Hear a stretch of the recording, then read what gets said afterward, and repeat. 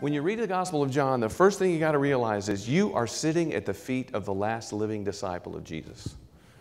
Right? Peter, Paul, they've been dead for 40, 50 years. I mean, imagine that. He's the last living disciple of Jesus. And the way I reconstruct his age, Eusebius says he lives into the reign of Trajan. And if Trajan's 98 to 117, so if you push that all the way to the end, 117, and go back, which is the way I reconstruct it, and what's my academic reason for that? My academic reason is I really want it to be this way. That's my academic reason, okay? But if you go from 117 back, when John is standing before the cross, he's 14 or 15 years old, very young, which explains why he lived so long, okay? Right? So you're sitting at the feet of the last living disciple of Jesus. He has preached and taught these stories for 40, 50 years. And that's one of the explanations for the uniqueness of John, right? Why is John so elegantly put together? There are no parables, by the way, in John because he presents the life of Jesus as a parable. Jesus says, I'm the light of the world. And what does he do? Opens the eyes of a man born blind. See, Jesus' life is the parable. Jesus says, I'm the bread of life. What does he do? Feeds 5,000 people, right? Jesus says, I'm the life. What does he do?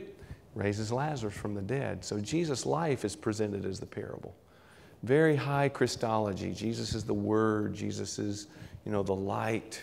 Jesus is the wisdom of God in John. And part of that, anyway, is the fact that he's been preaching these things for so long. We know his father's name was Zebedee. We have an idea that his mother's name was Salome. And did you know there's a chance that John and Jesus are cousins? Do you know this? Salome and Mary might have been sisters. And we don't have time to look at it, but the way you derive this in the Gospels, there are a list of 3 women who are followers of Jesus. They appear in 3 different writers. And if you're interested, I can show you these references. But there's Mary, Jesus' mother.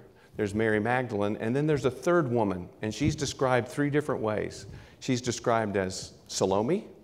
She's described as the mother of Zebedee's children.